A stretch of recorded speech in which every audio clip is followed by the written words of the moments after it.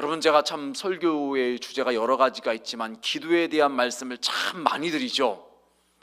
제가 지금까지 신앙생활을 해오고 사역을 해오면서 여러 가지 많은 체험이 있고 은혜가 있었지만 그것과 관련된 많은 부분이 기도와 관련됐다는 것을 저도 깨닫고 또 개인적으로 체험했기 때문에 더 이 부분에 대해서 강조하는 것입니다. 여러분, 우리의 인생살이 참 쉽지 않은 것 같아요. 정말 수많은 일들이 우리의 삶에 우리로 하여금 주저앉게 만들고 속상하게 만들고 눈물 나게 만들고 가슴 아프게 만들고 이로 말할 수 없는 일들이 많이 발생하는데, 이것이 그냥 어느 순간만 딱 있다가 끊어지면 다행일 텐데 이게 좀 해결되는 것 같으면 또 다른 문제가 생겨가지고 그것 때문에 또 힘들고, 이거 좀 끝났으면 이제 또 다른 거가 생겨가지고서 우리로 힘들게 하고 지치게 만들고, 이것이 어떻게 보면은 우리의 인생살이에서 계속 이어지는 것 같아요. 여러분, 그런데 말씀의 제목처럼 우리 인생의 열쇠는 기도라는 것입니다. 아무리 우리의 삶에 이런저런 일이 계속해서 발생한다 할지라도요, 하나님께 나아가서 기도하면요 그 모든 문제가 해결되는 줄 여러분 믿으시길 바랍니다. 여러분, 그렇다면 우리는 기도를 해야 되는데 기도를 어떻게 해야 될까요? 여러분, 그 라디오를 들을 때 요즘에는 뭐 이렇게 버튼식으로 버튼 이렇게 누르면은 이게 채널이 맞춰지지만 예전에는 다 아날로그식으로 이렇게 돌려가지고 맞췄잖아요. 그런데 여러분, 주파수가 딱 정확하게 맞춰지기 전까지는요 소리가 안 들리든지 아니면 들려도 잘 안 들리고 찌직거립니다. 근데 정확하게 맞춰주면은 그때서 명확한 소리가 들립니다. 우리의 기도도 그런 것 같아요. 처음에 기도할 때는요 잡생각도 나고 집중도 안 되고 이게 기도에 몰입이 안 되는 것 같아요. 그런데 간절하게 기도하다 보면은요 잡생각도 사라지고 하나님을 향해서 명확하게 우리가 기도가 집중이 되어서 올라갑니다. 그러면요 기도하는 우리의 마음도 확신이 생기죠. 또 기쁨이 생깁니다. 그럼 이것이 바로 기도의 신비고 기도의 오묘함이라고 말할 수가 있어요. 여러분, 그래서 우리는 간절히 기도해야 되는데, 여러분 평상시에 간절한 기도가 되시나요? 삶에 어떤 문제가 없고 고난이 없고 힘든 것이 없으면요 일반적으로 사람들은요 간절하게 기도가 안 되는 것 같아요. 기도해야 된다는 건 알기 때문에 기도 조금 하긴 하는데, 기도의 자리에 나오긴 나오는데 이 문제가 없고 고난이 없으면요 간절한 기도가 안 된다는 것이죠.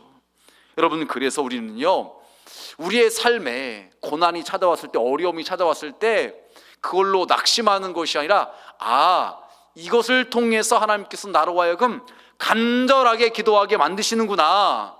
내가 지금 기도가 끊어졌기 때문에, 하나님과 멀어졌기 때문에 하나님께서 나로 하여금 기도하라고 사인을 보내시는 거구나, 이렇게 생각하고서 우리는 다시 한번 간절한 기도를 회복하는 것이 필요한 것입니다. 여러분, 첫 번째 말씀인데, 우리가 이처럼 간절히 기도하면요 어떤 일이 생기느냐, 근심과 염려가 사라지게 된다는 것이죠. 여러분, 제가 처음에도 말씀드린 것처럼 우리의 인생살이 참 쉽지 않은 것 같아요. 왜 이렇게 이런저런 문제가 많이 생기는지 참 우리의 인생이 고달플 때가 많이 있습니다. 그 여러 가지 문제 가운데, 힘들게 하는 문제들 가운데 많은 경우가 돈 때문에 그렇죠. 사업을 하는 분들은 사업 자금과 관련된 것 때문에 늘 걱정하고 염려하고요, 자녀를 키우는 사람들의 입장에서는 자녀들 뒷바라지하는 돈과 관련된 것 때문에 힘들고요, 또 건강과 관련돼서는요 또 병원 치료비 같은 것 때문에 힘들어하고 걱정하고 염려하게 됩니다. 우리 인생살이에는 이렇게 늘 수많은 일들로 인해서 걱정, 근심, 염려가 생기죠. 여러분, 그런데 그 문제가 해결됐다 할지라도 우리의 삶에 근심, 걱정, 염려가 안 생길까요? 아닌 것 같더라고요. 돈이 많은 분들도요 똑같이 근심하고 걱정하고 염려하고 불안한다는 거예요. 여러분, 그렇기 때문에 돈이 많다든지 어떤 높은 자리에 올라간다 할지라도 그것이 그 사람의 마음에 진정한 평안함을 주는 것은 아니라는 것입니다. 여러분, 그래서 이 마태복음 6장 27절과 34절 말씀에 보면 주님께서 이렇게 말씀하십니다. 너희 중에 누가 염려함으로 그 키를 한 자나 더할 수 있느냐? 그러므로 내일 일을 위하여 염려하지 말라. 내일 일은 내일 염려할 것이요 한날 괴로움은 그날에 족하니라. 우리 예수님께서 우리가 이런저런 세상 일들로 인해서 염려하고 있는 것을 너무나 잘 아셨던 것 같아요. 그래서 염려하지 말라고 말씀하세요. 염려한다고 너희들 키가 커지는 것도 아닌데 뭘 그렇게 염려하냐고 말씀하세요. 그러면서 지금 읽었던 34절 말씀에 보니까는 한날 괴로움은 그날로 족하니라고 말씀하세요. 우리 예수님께서 우리가 얼마나 많이 괴로워하는지, 얼마나 많이 힘들어하는지 아시는 거예요. 그런데 너희들 왜 굳이 아직 일어나지 않을까도 사서 걱정하느냐, 사서 염려하느냐, 그렇게 하지 말라고 말씀을 하십니다. 그러면서 하시는 말씀이 무슨 말씀을 하시는가요? 먼저 하나님의 나라와 의를 구하라고 말씀하십니다. 여러분, 이거 쉬운 얘기가 아니잖아요. 당장 내 삶에 어려움이 찾아와서 나는 걱정되는데, 나는 염려가 되는데, 나는 불안한데, 그거 어떻게 내려놓고 그 걱정, 근심, 염려하지 않고 어떻게 하나님의 나라와 의를 위해서 먼저 신경 쓰고 먼저 헌신할 수가 있냐는 거예요. 여러분, 이거 쉬운 일 아니에요. 내 삶에 찾아온 근심, 걱정, 염려가 해결돼야지 뭐 좀 소망이 있고 뭔가 좀 전망이 좀 나아질 것 같다는 그런 생각이 찾아올 때, 아, 그래, 그것은 하나님께 내려놓고 맡기고 주의 일을 해야지, 이런 마음이 드는 것이 사람의 일반적인 생각인 것이죠. 여러분, 그런데 아니라는 것입니다. 먼저 우리가 하나님의 나라와 의를 구하려고 할 때 우리의 삶의 모든 걱정되고 염려되는 일들을 하나님께서 해결해 주시고 모든 문제를 책임져 주신다는 것입니다. 여러분, 그렇다면 우리가 어떻게 그 생각이 바뀌어져서 하나님의 나라와 의를 먼저 구할 수가 있을까요? 기도하는 가운데 내 삶에 하나님의 은혜와 평강이 찾아오면요, 그렇게 할 수가 있는 것입니다. 왜요? 기도하다 보면은, 간절히 부르짖다 보면요, 하나님께서 우리의 마음에 찾아온 근심, 걱정, 염려를 해결해 주시기 때문에 그것이 가능한 거예요. 근심, 걱정, 염려가 해결되지 않는다면 우리는 거기에 매일 수밖에 없어요.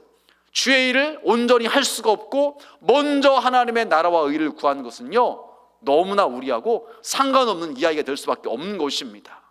여러분, 그래서 하나님께서 우리에게 허락하신 고난은 우리로 하여금 간절히 기도하게 만드는 도구가 되는 것이고요, 그 간절한 기도를 통해서 우리는 하나님이 주시는 평안함과 기쁨을 누릴 수가 있는 것입니다.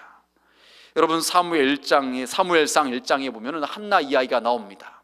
한나가 뭐라고 기도합니까? 10절 말씀에 보니까 한나가 마음이 괴로워서 여호와께 기도하고 통곡하며 라고 말하고 있어요.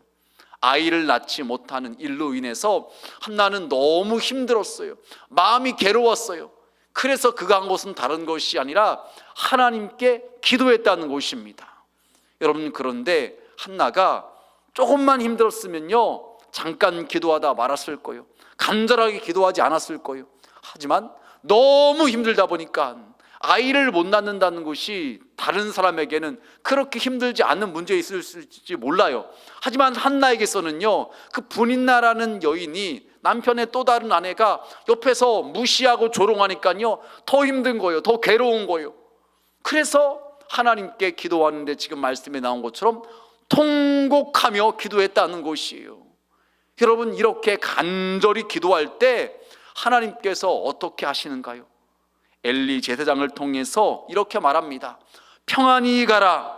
이스라엘의 하나님이 네가 기도하여 구한 것을 허락하시길 원하노라. 하나님께서 엘리 제사장을 통해서 그에게 평안함을 선포합니다. 그랬더니 성경에 말씀하기를 한나의 얼굴에 다시는 근심빛이 없더라. 근심빛이 사라졌다고 이야기를 합니다.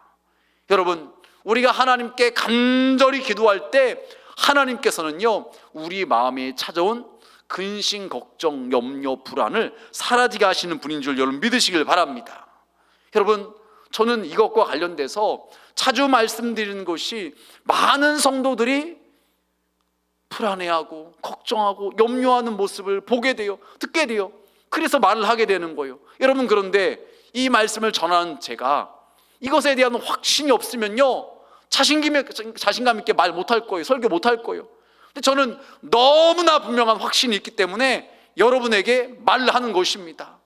여러분의 문제가 무엇이든지, 아무리 큰 문제일지라도, 아무리 해결이 안 되는 것처럼 보이는 그런 일일지라도요, 간절하게 하나님께 기도할 때요, 하나님께서 여러분의 마음 가운데 있는 근심, 걱정, 염려, 우울, 불안을 사라지게 만드시고 평안함 이기함하게 하신 분이신 줄 여러분 믿으시길 바랍니다.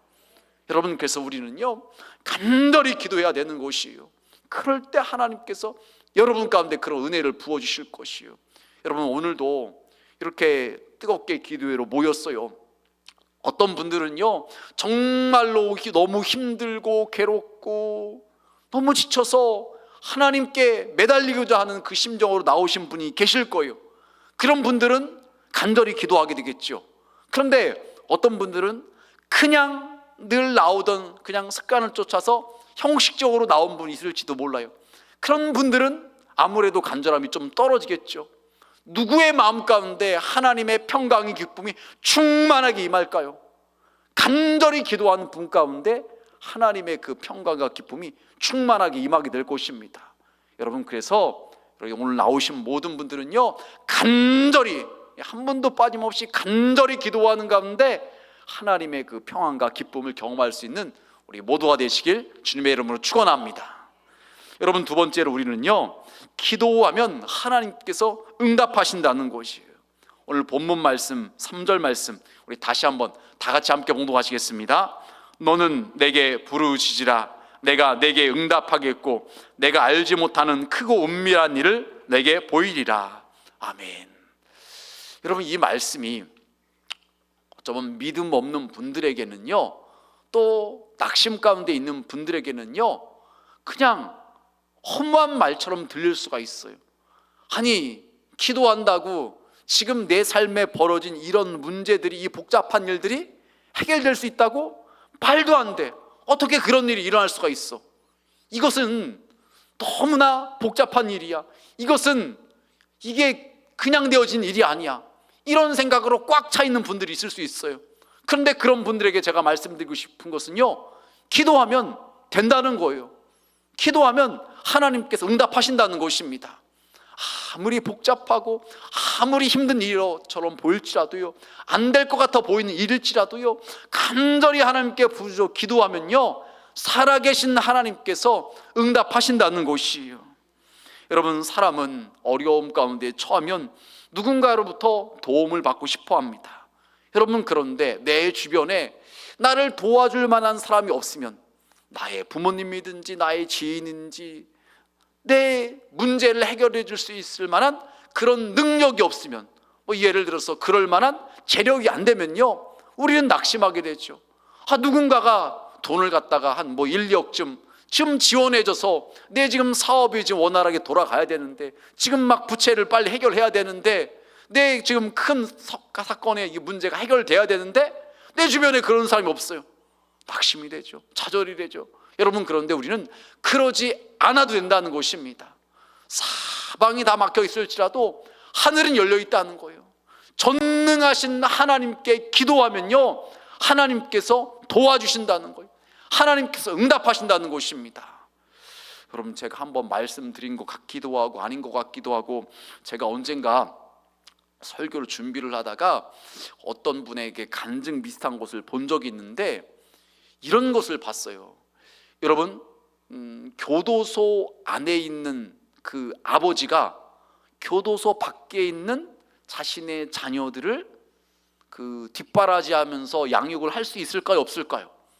일반적으로 불가능한 이야기잖아요. 무슨 교도소 안에 있는 사람이 교도소 밖에 있는 자녀를 양육해요? 말도 안 되는 일이죠. 근데 제가 설교를 준비하면서 그 책을 읽다 보니까 그런 얘기가 나오더라고요. 이게 무슨 말이냐?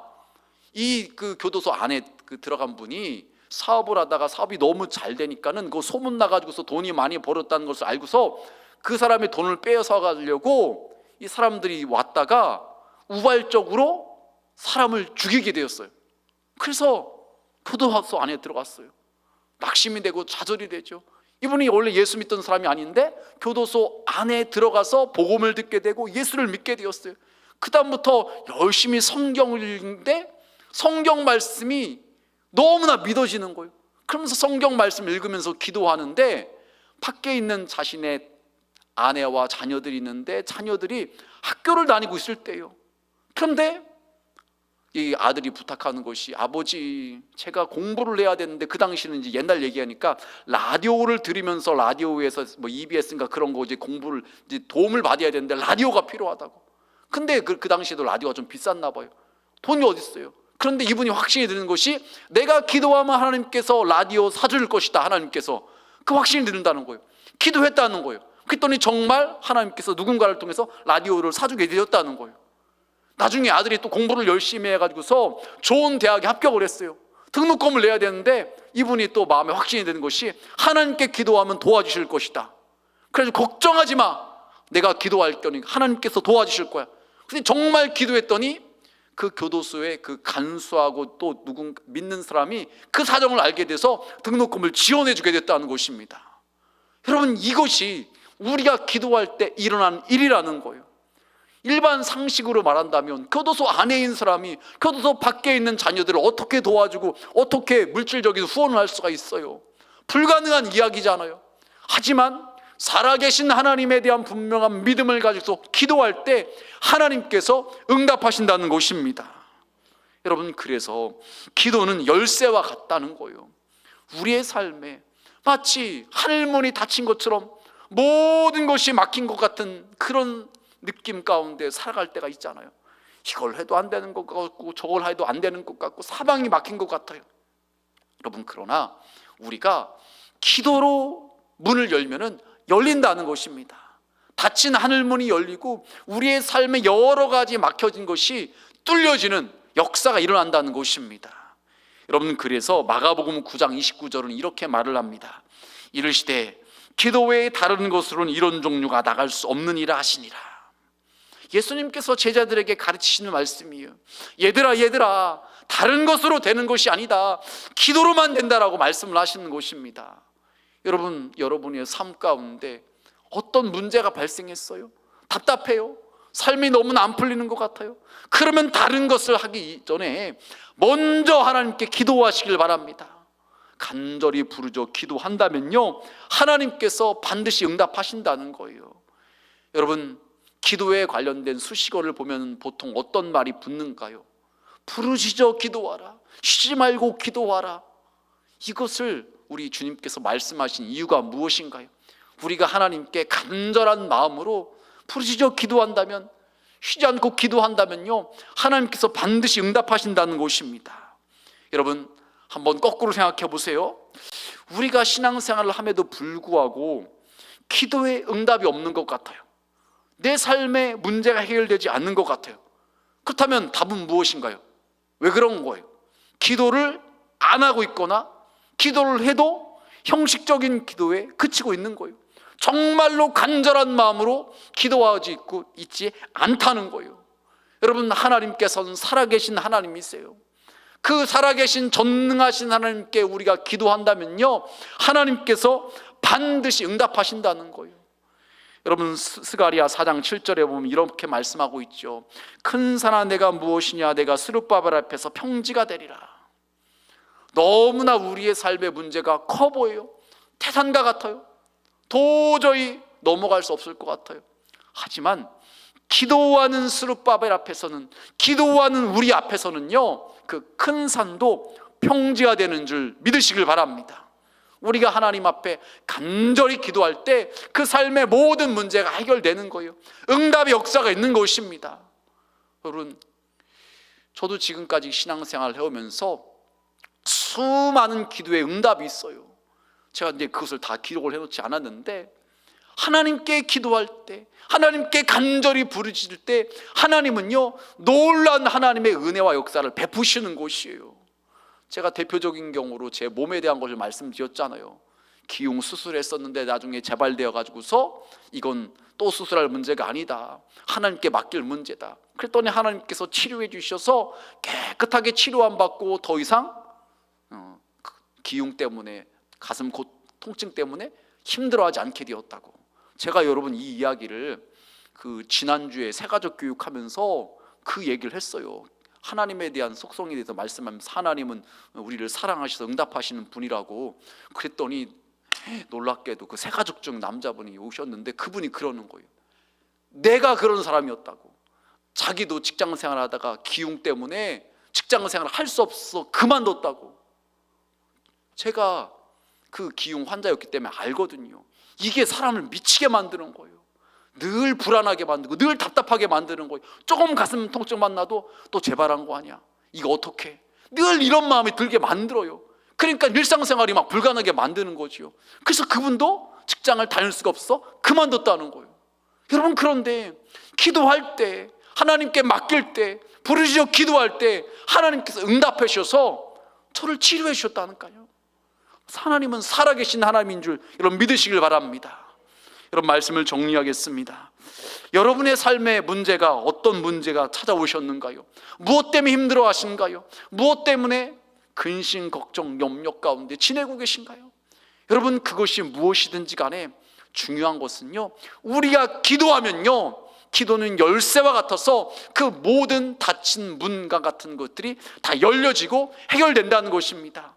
우울, 불안도 떠나가고 평안함이 임하고 기쁨이 임하고요, 그 모든 우리 기도에 하나님의 응답이 있다는 것입니다. 바라긴 이 새벽 주님께 나오시는 모든 분들은요, 적당히 기도하는 것이 아니라 간절히 기도하는 가운데 하나님의 도우심을 얻는, 하나님의 응답 역사를 경험할 수 있는 우리 모두가 되시길 주님의 이름으로 축복합니다.